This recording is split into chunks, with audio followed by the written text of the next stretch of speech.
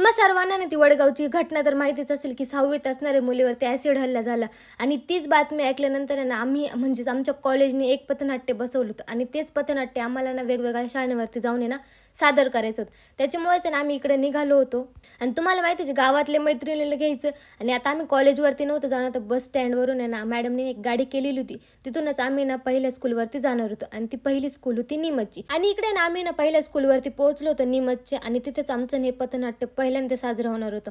मग इकडे सगळे विद्यार्थी त्यांनी ना बाहेर घेतलेले होते आणि इकडे आपल्या कार्यक्रमाला सुरुवात पण झाली होती. कार्यक्रमाला सुरुवात झाली आणि इकडे आपल्या पथनाट्याला पण सुरुवात झाली होती आणि खूप छान असं सादरीकरण झालं होतं. याच्यात आम्ही गुड टच, बॅड टच आणि एखाद्या मुलीला एखाद्या मुलाने जर छेडलं, काही गैरवर्तन केलं तर त्या मुलीने काय केलं पाहिजे त्याच्यासोबत, तर हे सुद्धा आम्ही त्याच्यात दाखवलं होतं. हे पथनाट्य तिथल्या विद्यार्थ्यांनाच करतं, तिथल्या शिक्षकांनाही सुद्धा खूप आवडलं होतं. त्याच्यानंतर आपले काही फॅन भेटले होते आणि खरंच खूप छान वाटतं तुम्हा सगळ्यांना असं भेटून. त्याच्यानंतर तिथली पहिली आमची शाळा झाली होती, तर आम्ही इकडे दुसऱ्या शाळेवरती आलो होतो आणि आमची दुसरी शाळा होती नांदुरी दुमाला. तर तिथे सुद्धा कार्यक्रम सुरू होऊन शिक्षकांचा सत्कार वगैरे झाला आणि प्रोग्रामला आमच्या स्टार्ट झालं होतं. त्याच्यानंतर पथनाट्य झाल्यानंतर भोकना मॅडम आणि घुले मॅडम यांनी आम्हाला व तिथल्या मुलांना मार्गदर्शन केलं. मग कार्यक्रम संपल्यानंतर आम्ही कॉलेजवरती जाऊन जेवण वगैरे केलं. आता आम्ही निघालो घरी. व्हिडिओ आवडला असेल तर लाईक करा, फॉलो तेवढं करा, कमेंट करायला विसरू नका. धन्यवाद. संगमनेर तालुक्यातील वडगावपान येथे 6वीत असणाऱ्या मुलीवर ऍसिड हल्ला.